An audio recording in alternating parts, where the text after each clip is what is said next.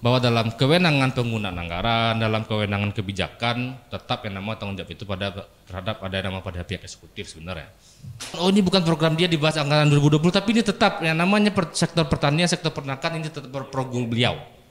Saya motong dikit interupsi. Silakan interupsi. Begitu pekerja kita di desa diberikan waktu yang singkat, kita juga yang ternyata kami di DPRD. Dulu saya ingatkan, tolong 20 untuk APBD 2022 jangan terjadi seperti ini. Nyata terjadi lagi. Pak Gubernur mungkin di setahun bulan Februari depan setahun itu Pak Bang Enes. Ekspektasi publik ini harus bisa beliau jaga terus. Mereka tadi di dalam itu ditentukan hanya berat, tinggi, panjang misalnya itu kan. Nah kembali lagi kalau gemuk kurus itu tidak masuk dalam kategori jadinya.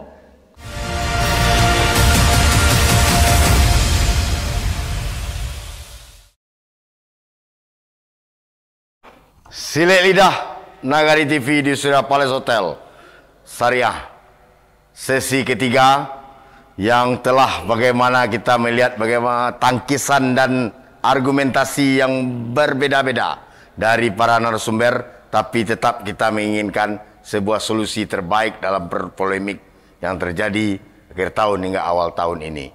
Mungkin kepada Bung Ilham Adelano Azri sebagai pemerhati publik, kita flashback ke belakang. Di masa ini persoalan viral-viral kayak gini kapan sih bisa berhentinya nih?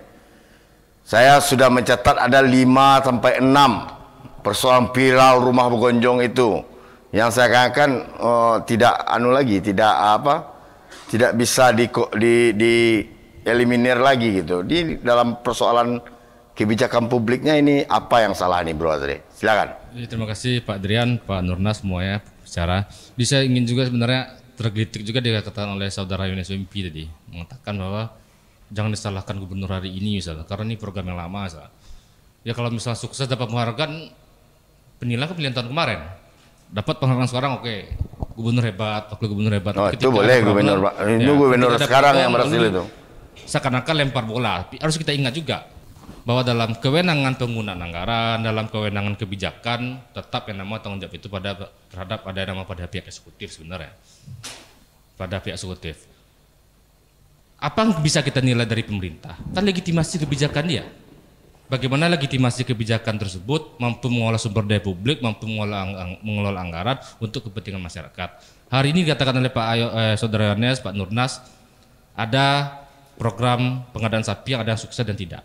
Secara tidak langsung ada kepentingan publik yang tercederai sebenarnya. Tentu ini juga harus kita lihat di mana letak masalahnya.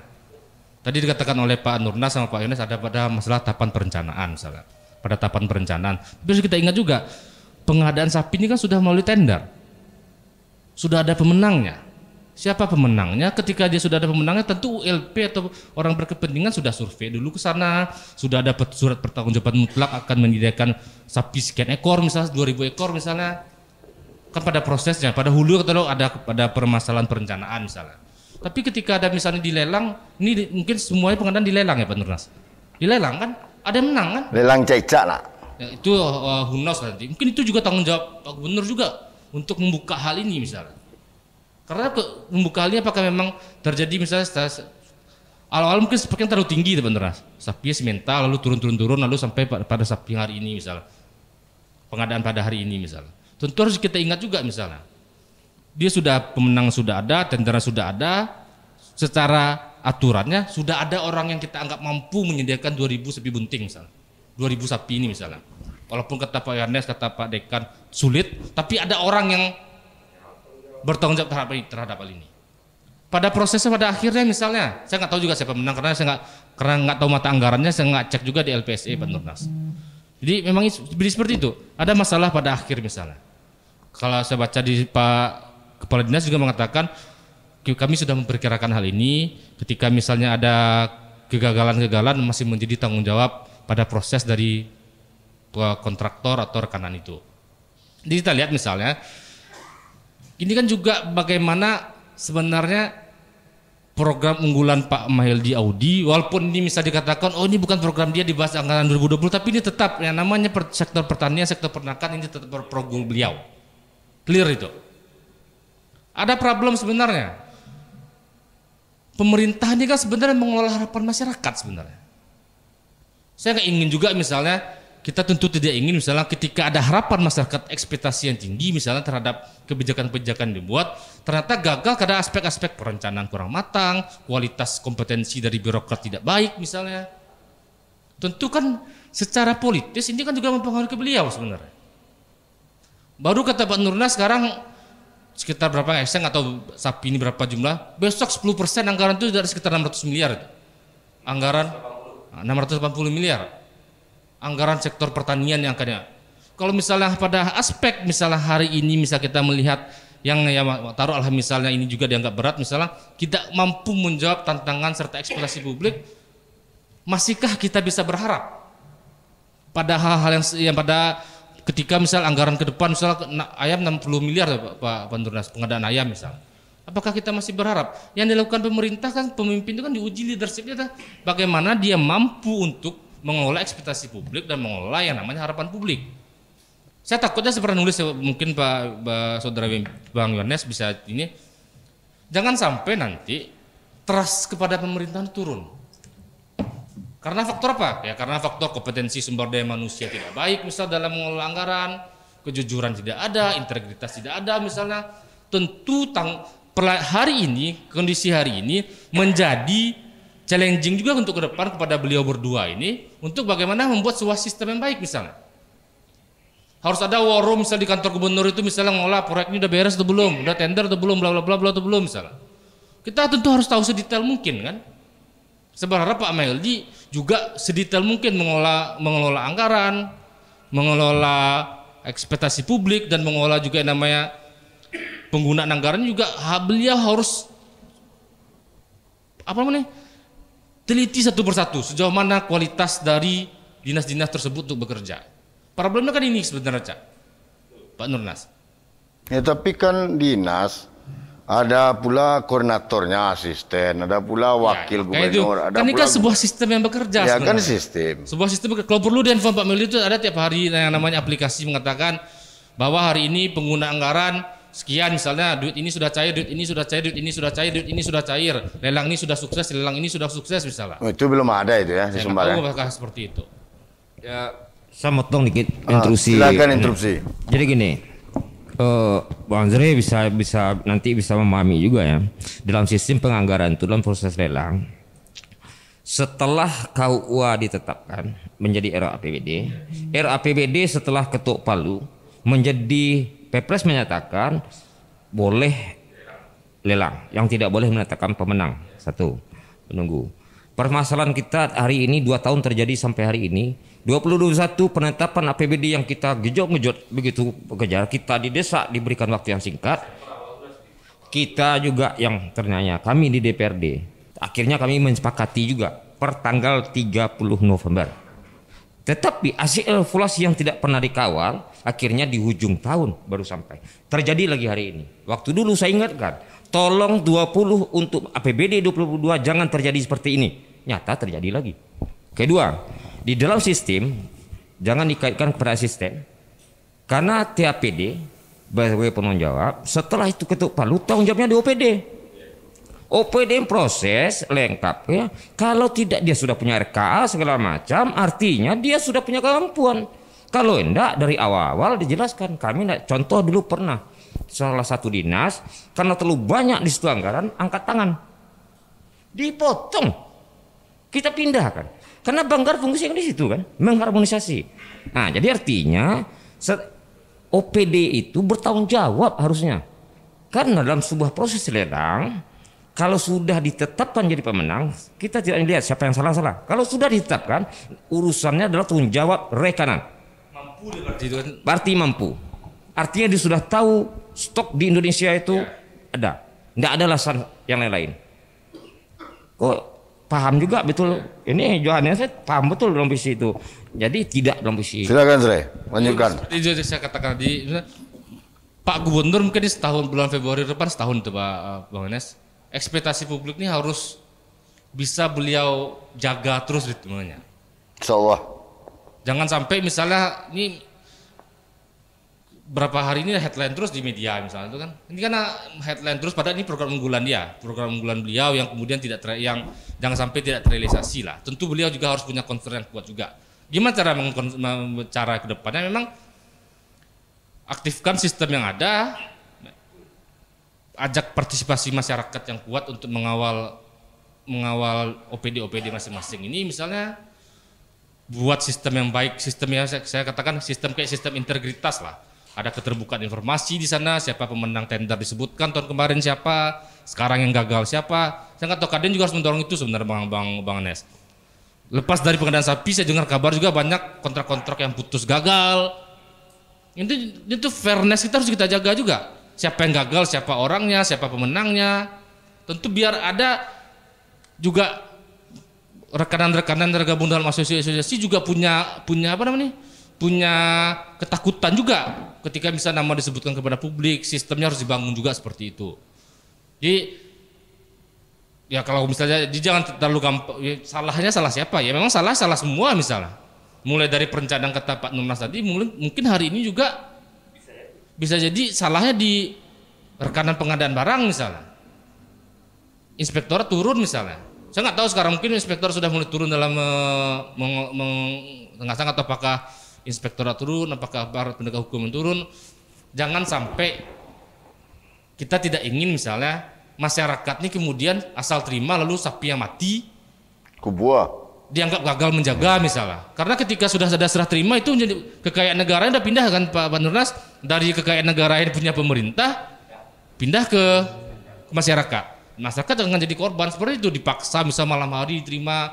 Bahkan dulu yang di Pesel juga seperti itu, sampai salah satu anggota DPRD juga nelfon kelompok tani, Pak sapi kami nggak tahu kenapa malam dianterin, bla bla bla bla macam-macam misal. Tentu yang harus kita perjelas ini juga siapa yang punya barang mainan, yang punya kerjaan pengadaan barang ini siapa? Nggak pernah, jubir juga nggak pernah mengungkap misalnya. Di LPSE juga kita nggak tahu, karena memang spek pengadaan barangnya tentu juga teknis sekali itu kan. Tentu harus juga memberikan komentar ya. Kami tanggung jawab terhadap ini. Kalau kami sapinya mati, ayamnya mati, kambingnya mati, sesuai dengan kontrak akan kami ganti misalnya. Kan nggak pernah statement itu keluar dari rekanan-rekanan ini. Nggak tahu juga apakah media sampai ke sana mengetahui siapa rekanan, saya nggak tahu juga seperti itu. Tapi ingat Saudara Anes, Bang Anes di Kadin sekarang misalnya tentu harus dorong juga profesionalitas pengadaan barang ini misalnya. Jangan sampai misalnya kecenderungan harga terendah, lalu kecenderungan misalnya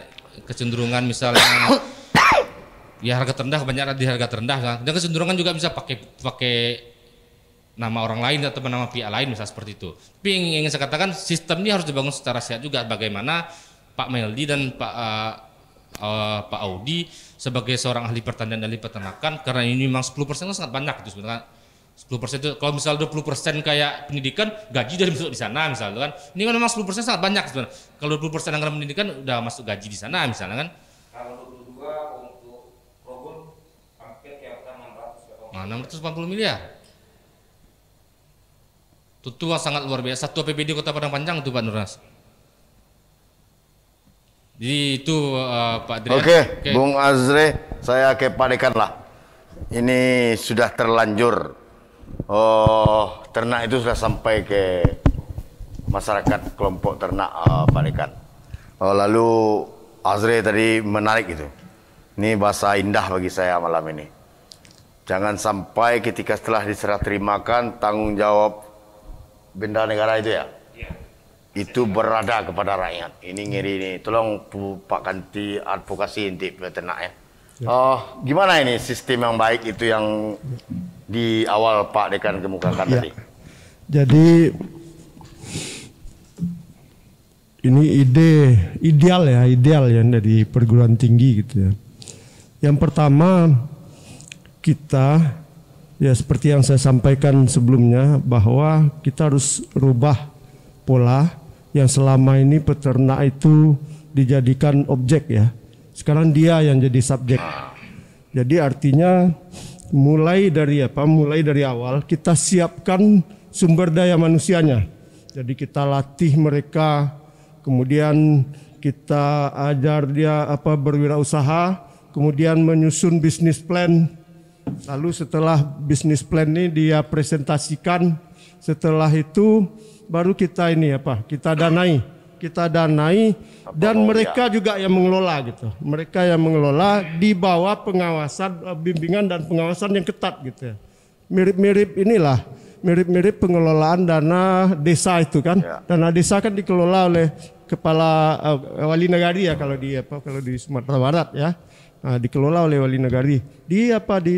Diawasi dan dibimbing. Oleh pendamping.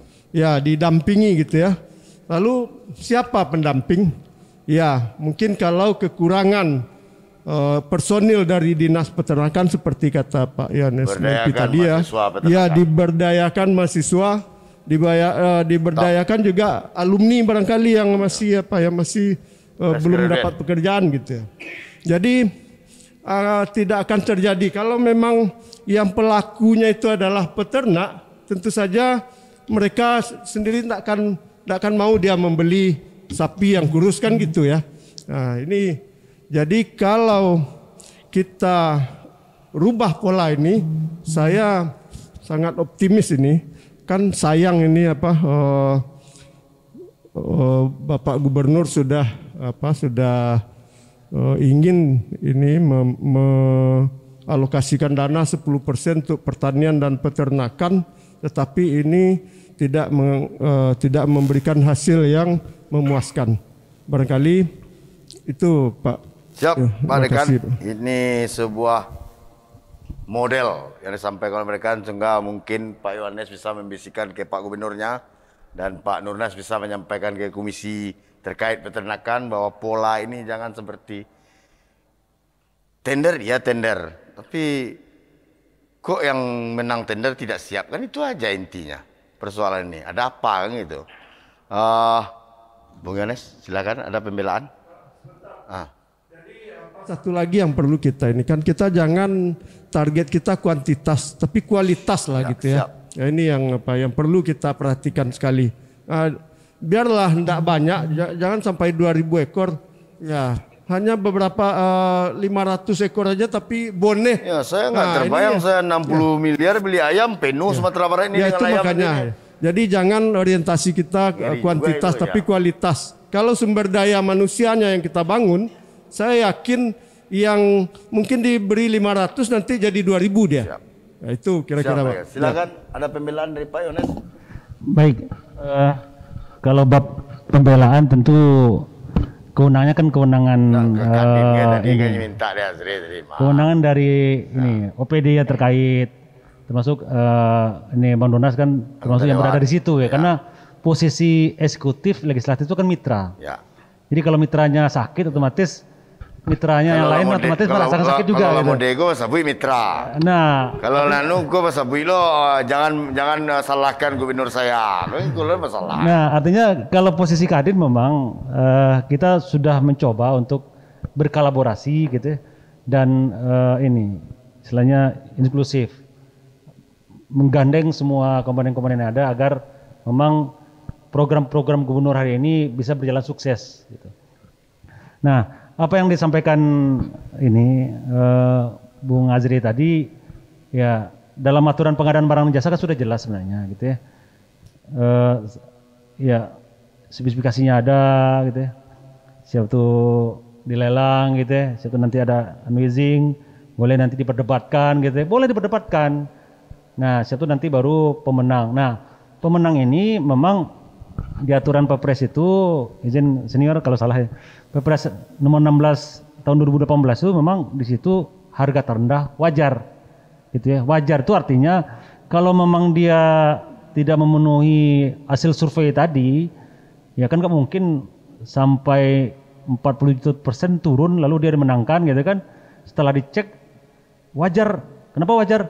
Karena memang dia punya pasir di rumahnya, pasir ini sudah tahunan terletak, jadi kan beli pasir lagi dia, gitu kan?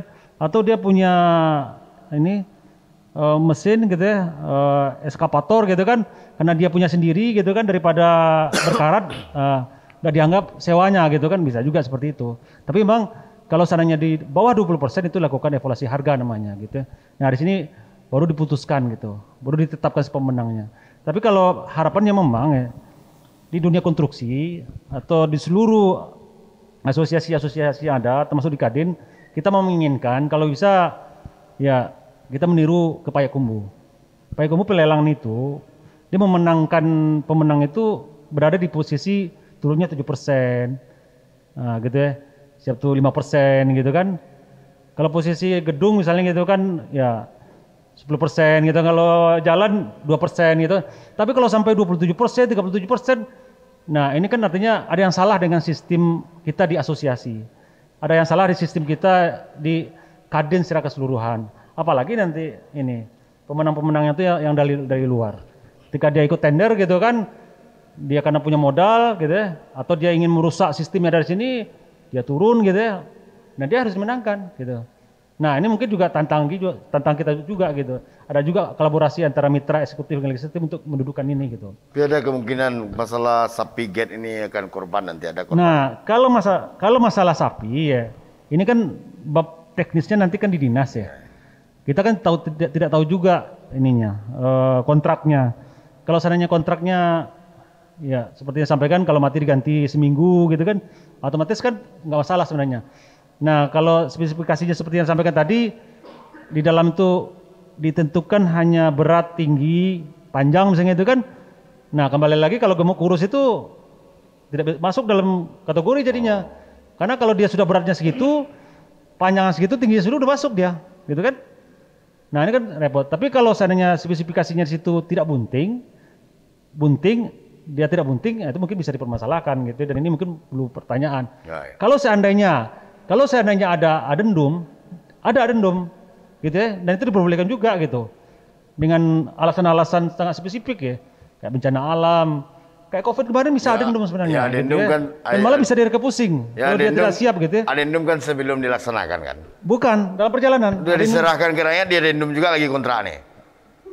Kan enggak kan? Ya, jadi kan gitu. Nah, artinya ini konteks yang menurut kita wajar. Interupsi itu Bang, jangan peci-peci mic. Mungkin gini, ini di Nagari TV harus menyiapkan topik satu lagi karena kita masuk 22. Topiknya adalah dalam topik pengadaan barang. Ya. Supaya saya bisa menjelaskan lebih jauh lagi. Lebih teknis juga. Ya, lebih teknis. Tolong nanti disiapkan itu. Yang hari ini yang harus kita cari itu adalah karena cerita kita mau closing ini. Satu, kalau sudah jadi kontrak, dia punya PPTK, dia ada PPK, ada PPTK, ya ada PA atau KPA. PPTK punya tanggung jawab. Perpres menyatakan setiap priorisasi per triwulan harus melaporkan kegiatan. Ya, itu tujuan laporan itu adalah melaporkan ke Biro Administrasi Pembangunan, administrasi mengumpulkan, administrasi AP itu, Biro AP itu melaporkan ke Sekda, Sekda ke Gubernur. Itu aturan. Tujuannya apa? Berapa serapan anggaran? Karena APBD itu adalah tulang punggung pergerakan perekonomian. Itu yang harus diingat. Jadi jangan dicari ini. Kita lurus saja. Aturan sudah semua. Permasalahan kita itu. Mengapa gubernur tidak pernah tahu bahwa ada masalah? Artinya kadis yang tidak benar. PPK tidak benar. Itu artinya tidak benar. Karena laporan itu jalan. Harusnya. Ya, itu ada. Hari ini jangan bicara sapi. Semua hari ini mayoritas, bukan semua. Kami di Komisi 1 harus kami apresiasi kemarin. Tapi saya sampaikan, kalau Gubernur Iwan Pradipno, siapa yang tidak menyerap anggaran di atas 95%, nyocaca di Gubernur Sumatera Barat. Waktu itu, hari ini ada yang menyerap di angka di bawah 90%. Banyak yang putus kontrak. Ada apa? Artinya administrasi pelaporan terjadi. Ini harus jadi bahan evaluasi. Statement saya harus menjadi bahan evaluasi oleh kepala daerah ke depan, jangan terjadi lagi. Tapi kan orang sama sebenarnya. Cuma wakil gubernur sama gubernur saja yang beda. Di bawahnya kan level 2 di pemerintahan sekretariat daerah. Ya, kata Pak Yones dalam anunya kan itu struktur masih di zaman Pak IP juga baru. Justru itulah. Nah, ada apa? Kan tidak mungkin kami masuk di situ. Saya sebagai anggota dewan, kalau saya sampaikan itu udah merubah SOTK berapa kali saya sampaikan. Contoh, biar tahu juga masyarakat. Pergub 43 berapa kali saya suruh ubah? Karena Indonesia dengan Undang-Undang 23, dengan lahirnya Undang-Undang 23 2014 dengan turunan PP 18 itu merubah pemerintah daerah itu hanya atur itu adalah pertama Sekda, kedua Sekwan, ketiga Inspektorat, dan dibantu oleh badan dan dinas. Nah, itu istilah hari ini. Jadi biro itu adalah membantu Pak Gubernur melalui Sekda di dalam kebijakan. Beda dulu, kalau dulu PP 18 zaman Danes yang di Kota Dewan dikenal dengan PP 41. Kalau PP 41 biro, kalau di kabupaten kota itu namanya Kabak, ya itu OPD. Hari ini tidak, karena posisinya membantu. Ini yang lemah kontrol itu. Jadi artinya harusnya biro-biro itu kalau ada permasalahan OPD laporkan saja. Kalau OPD itu tidak melakukan laporan secara rutin, akibatnya apa? Pernah enggak tahu masyarakat bahwa kalau tidak dia diputus kontrak, bisa enggak dimasukkan ke tahun selanjutnya? Tidak. Kalau zaman dahulu namanya luncuran, hari ini namanya DPAL. Tahu enggak masyarakat dengan itu? Tahu enggak Pak Gubernur itu? Nah, jadi kembali kepada topik, keinginan, kegembiraan masyarakat hari ini redup dengan kondisi yang diterima. Setiap material, barang dibeli, ini adalah pengadaan barang jasa. Kalau pengadaan barang jasa itu adalah diserahkan langsung ke pihak ketiga hari ini kepada masyarakat. Tujuan pemerintah itu adalah memberdayakan, menambah kesejahteraan masyarakat. Hari ini masyarakat bahagia tapi menangis dengan kondisi.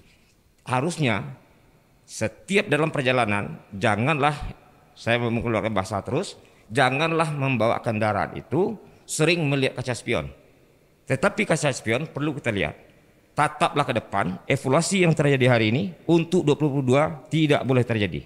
Karena kejadian ini sudah berulang. Nah, menitip ke Pak Johannes, ke Gedouenes, karena beliau berada bersama dengan Pak Maeldi, hal-hal ini jangan diartikan kalau ada DPRD menyuarakan seperti itu karena cinta, karena mitra. Ini kan eksekutif legislatif itu kan mitra. Undang-undang menyatakan itu. Jadi ibarat saya itu adalah gubernur itu direktur, DPRD itu komisaris. Jadi kami menguasai. Nah, cuman bahasa komunikasi itu kan bermacam ragam tuh, macam-macam pola sampai ada yang main tinju, meja, segala macam. Tapi yang jelas kalau sudah jadi RPJMD tidak ada cerita RPJMD itu milik satu partai, tapi adalah milik masyarakat Sumatera Barat, milik kita semua. Mari kita sukseskan itu. Janganlah dicederai juga yang seperti hari ini dengan sapi. Judul hari ini adalah sapi kerempeng. Siapa yang salah punya? Jangan itu lagi. Jadi jadikanlah populasi ternak ke depan. Populasi ternak itu adalah menjadikan Sumatera Barat berkembang sapinya, kambingnya, kita menjadi jangan mendatangkan daging juga dari daerah lain. Nah, itu harapan kan begitu, Pak Dekan. Kita punya perguruan tinggi, Unan, kita punya, minta pemikiran-pemikiran beliau. Jangan ke saya, karena saya orang teknik. Tetapi kalau bicara dalam tatanan aturan itu saya sangat memahami itu. Siap, jadi Bang. Itu yang diharapkan ke depan. Oke Bang, terima kasih Bang. Ini rejim waktu juga yang memisahkan silik lidah dengan pemirsa sedunianya. Tapi karena Nurkolis sebagai pemantik, tentu dia akan kita beri tempat untuk memberikan closing statement. 2 menit saja. Terima kasih banyak. Host, di akhir acara kita dari masyarakat petani Sumatera Barat sangat berharap baik ke DPRD maupun ke Bapak Gubernur dan Wakil Gubernur. Mohon, kita sudah coba 2 tahun yang lalu untuk memberikan aspirasi berbentuk aksi ke DPRD, menyampaikan pesan ke Pak Gubernur, Pak IP dulu. Kalau memang betul-betul mengandalkan menyejahterakan petani ke depan, mohon buat perda perlindungan dan pemberdayaan petani khususnya di Sumatera Barat. Sebab ada Undang-Undang nomor 19 tahun 2013. Itu ada, turunannya kita belum punya. Kalau ini ada, tentu setiap program pemerintah ke depan, kalau ada kerugian, pemerintah akan bertanggung jawab kepada petaninya. Kami berharap sampai ke pemodalan juga pemerintah akan bertanggung jawab. Ini harapan dari petani Sumatera Barat.